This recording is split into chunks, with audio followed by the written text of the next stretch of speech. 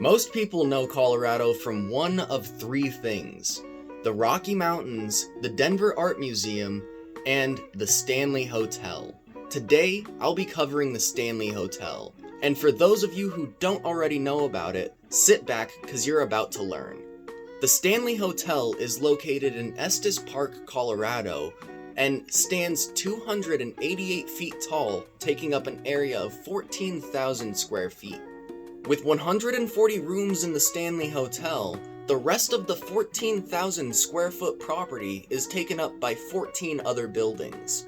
The Lodge, which is another hotel, a spire at the Stanley, which is kind of like apartments, the Residency at the Stanley, which is kind of like condominiums, the Manor House, which honestly I've got no idea what that is, the Mangers Cottage, which is there for the National Register Historic District, the Carriage House, which of course used to hold carriages, the Gate House, which is also there for the National Register Historic District, and the casino, along with all of these other rental venues, and it has an entire underground interconnected tunneling system that's used by staff nowadays, but back in the day was primarily used by ladies of the night. Just excuse us for 1 minute. Barney?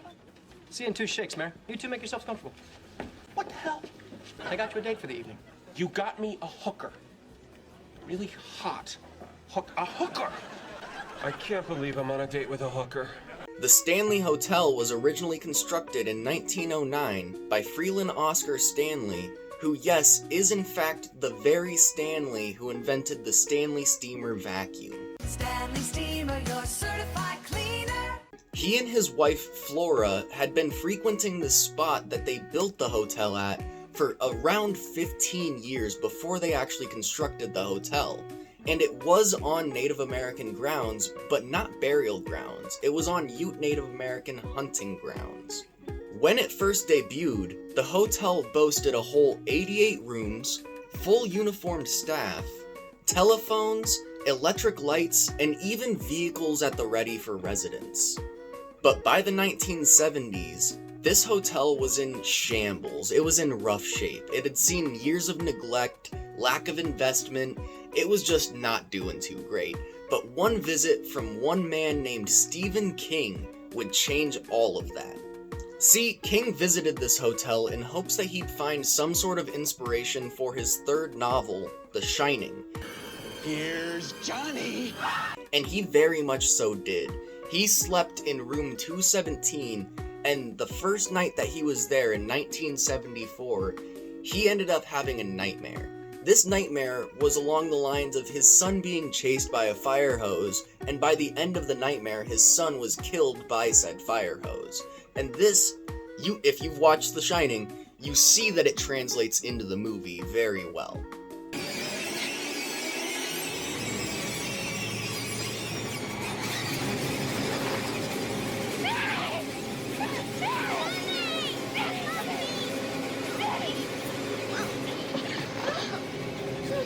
After King's arrival in 1974, the hotel saw an absolute boost in popularity, and this boost in popularity convinced the owners to reconstruct and renovate this building. Can we fix it? Yes, we can! And in doing so, made it even more popular. Now they actually play The Shining on a constant loop, and every year they get residents from all around Estes Park to get together and dress up as zombies, which I love that. That's awesome.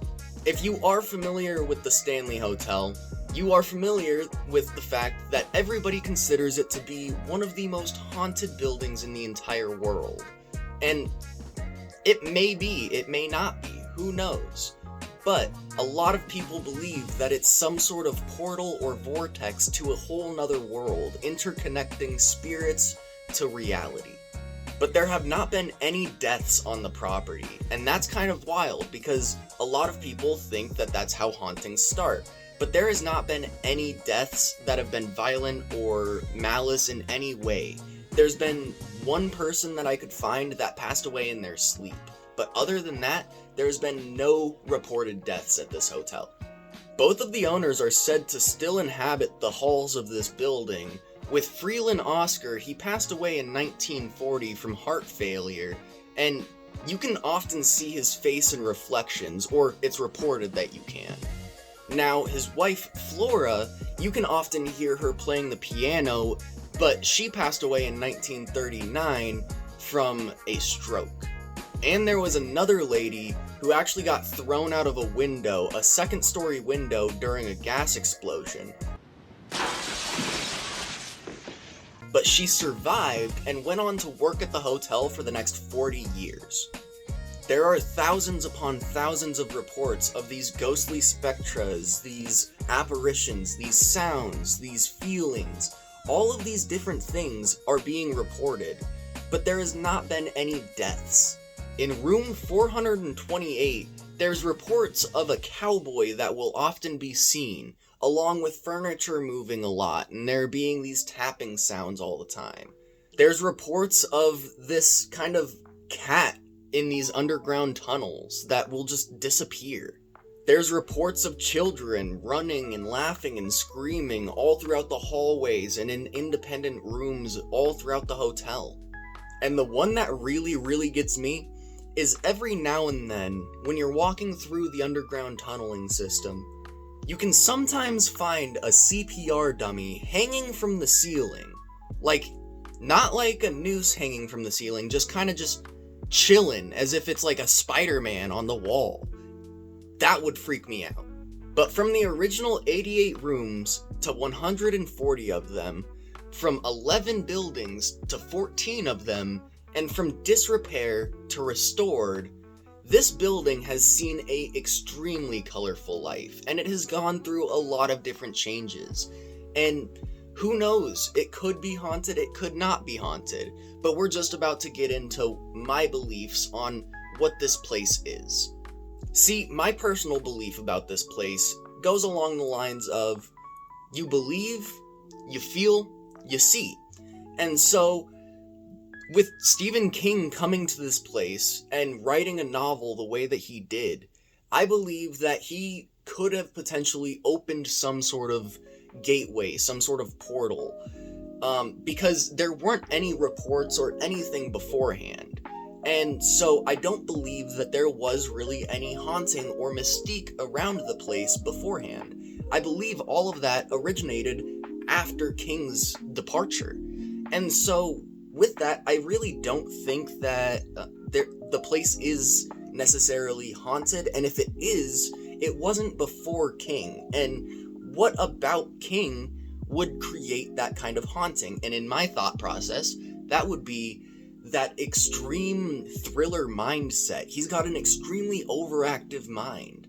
Potentially that could have been some breach between the two worlds that really started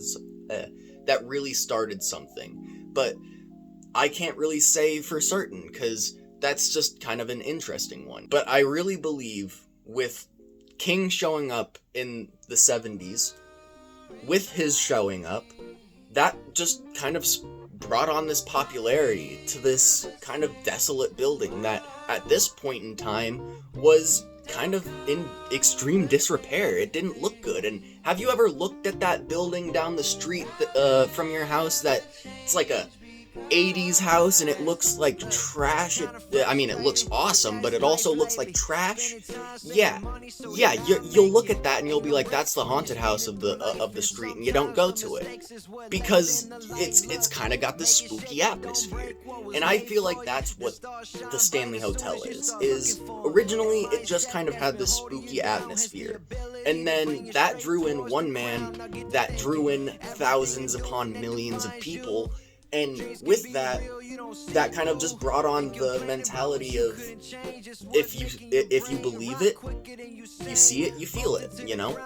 And so I think that a lot of these reports are reports that people truly experienced.